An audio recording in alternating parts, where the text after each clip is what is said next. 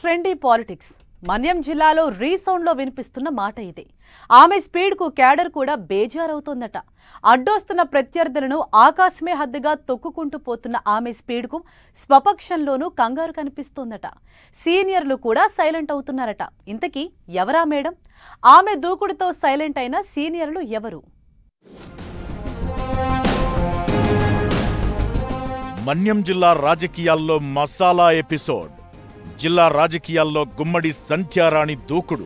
Trendy politics follow అవుతున్న సంధ్యారాణి తీరుతో సొంత పార్టీలో లుకలుకలు. మంత్రి స్పీడ్కు సైలెంట్ అయిపోతున్న సీనియర్లు. మన్యం జిల్లా రాజకీయాల్లో ఏం జరుగుతోంది? పార్వతీపురం మన్యం జిల్లా సాలూరు నియోజకవర్గ రాజకీయాలు ఎప్పుడూ ప్రత్యేకమే. ఎస్టీ రిజర్వ్డ్ అయిన ఈ స్థానంలో 2006కు ముందు తరువాత అని మాట్లాడుకునేవాళ్లు రాజకీయాల గురించి. అయితే ఇప్పుడు సీన్ మారింది. 2024కు ముందు తరువాత అని డిస్కస్ చేసుకుంటున్నారు. అక్కడి రాజకీయాలను ఆ లెవెల్కు తీసుకెళ్లారు మంత్రి గుమ్మడి సంధ్యారాణి. మన్యం జిల్లాలో ఆమె పేరు ఇప్పుడు రీసౌండ్ ఇస్తోందట. సంప్రదాయ రాజకీయాలను పక్కనబెట్టి తనదైన మార్కు చూపిస్తూ నియోజకవర్గంలో చక్రం తిప్పుతున్నారని టాక్. ఆమె స్పీడ్కు సీనియర్లు కూడా సైలెంట్ మోడ్లోకి వెళ్లిపోతున్నారనే గుసగుసలు వినిపిస్తున్నాయి. 2024 ఎన్నికల వరకు ఆచితూచి అడుగేసిన సంధ్యారాణి మంత్రి అయ్యాక గేర్ మార్చారట. కాంగ్రెస్ పార్టీతో రాజకీయ ప్రస్థానం మొదలుపెట్టిన సంధ్యారాణి 2009 ఎన్నికల తరువాత టీడీపీ తీర్థం పుచ్చుకున్నారు. 2014 ఎన్నికల్లో సైకిల్ పార్టీ నుంచి టికెట్ కోసం ప్రయత్నించి విఫలమయ్యారు. అయితే పార్టీ అధిష్టానం మాత్రం ఆమెకు పెద్దపీట వేస్తూనే ఉంది.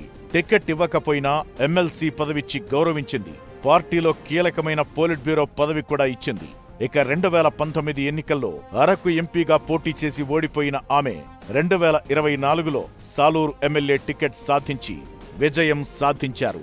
గిరిజన కోటాలో మంత్రి పదవి దక్కడంతో ఇక వెనక్కి తిరిగి చూడలేదు.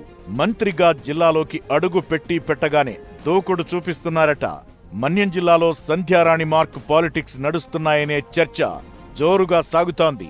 జిల్లా యంత్రాంగాన్ని గుప్పెట్లో పెట్టుకున్న సంధ్యారాణి రాజకీయంగా స్పెషల్ మార్క్ క్రియేట్ చేసే పనిలో పడ్డారట. అయితే ఈ దూకుడే ఇప్పుడు పార్టీలో వర్గపోరుకు దారితీస్తుందనే టాక్ వినిపిస్తోంది.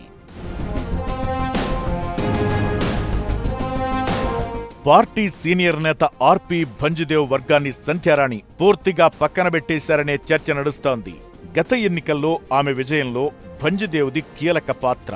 నిజానికి ఎన్నికల ముందు ఇద్దరి మధ్య అంత సఖ్యత లేదు. టికెట్ కోసం ఇద్దరి మధ్య విభేదాలు కనిపించేవి. అయితే చొరవ తీసుకున్న చంద్రబాబు ఎమ్మెల్సీ హామీ ఇవ్వడంతో భంజిదేవ్ రేస్ నుంచి తప్పుకున్నారు.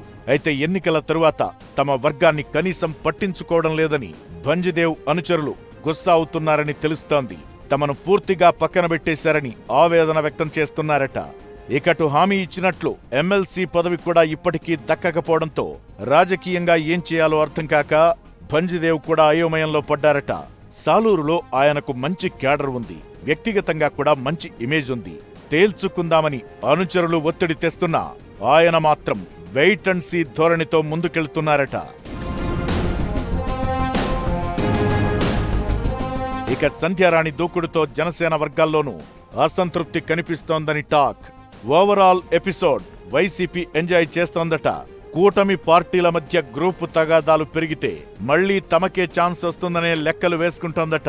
మొత్తం మీద మన్యం జిల్లాలో సంధ్యారాణి స్పీడ్ హాట్ టాపిక్ గా మారింది. మరి ఆమె దూకుడు పార్టీకి బలమవుతుందా?